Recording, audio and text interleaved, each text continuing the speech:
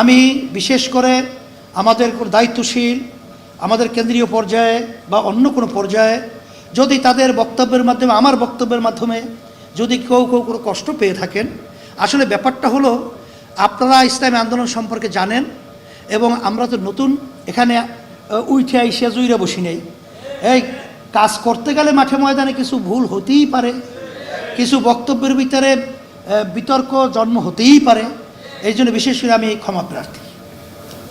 আমি জাতির কাছে সবার কাছে আমি বিশেষ করে আমি বলবো, আপনারা আমাদের কোনো কথায় কষ্ট পেয়ে থাকলে আল্লাহর কাছে আমাদেরকে মাফ করে দেবেন।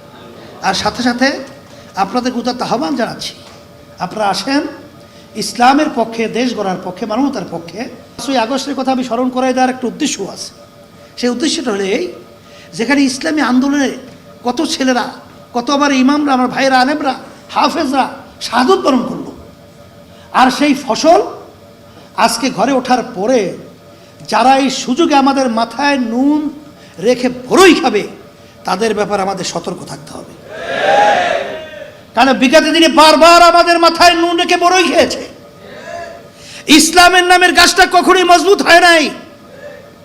এদের ব্যক্তি স্বার্থের জন্য, এমপির লোভে, মন্ত্রিত্বের লোভে, সম্পদের লোভে এখন ইসলামী আন্দোলন বাংলাদেশ ছোট নয়, বোকা নয়, সজাগ রয়েছি।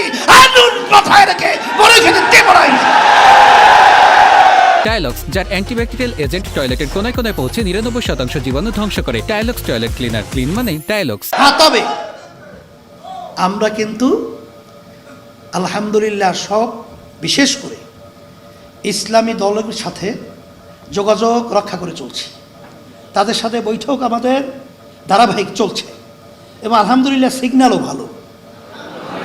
তোমরা দোয়া করতে থাকো, আল্লাহ যদি কবুল করে সুন্দর একটা পরিবেশ তৈরি হবে ইনশাআল্লাহ, আশাবাদও ব্যক্ত করছি। আর সাথে সাথে বিগত দিনে বারবার আমাদের মাথায় নুন রেখে বড়ই খেয়েছে। ইসলামের নামের গাছটা কখনোই মজবুত হয় নাই।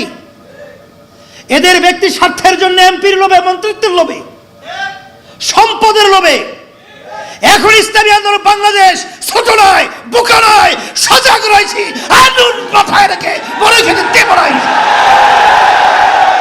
তবে আমরা কিন্তু আলহামদুলিল্লাহ সব বিশেষ করে ইসলামী দলের সাথে যোগাযোগ রক্ষা করে চলছি। তাদের সাথে বৈঠক আমাদের ধারাবাহিক চলছে এবং আলহামদুলিল্লাহ সিগন্যালও ভালো। তোমরা দোয়া করতে থাকো, আল্লাহ যদি কবুল করে সুন্দর একটা পরিবেশ তৈরি হবে ইনশাআল্লাহ, আশাবাদও ব্যক্ত করছি। আর সাথে সাথে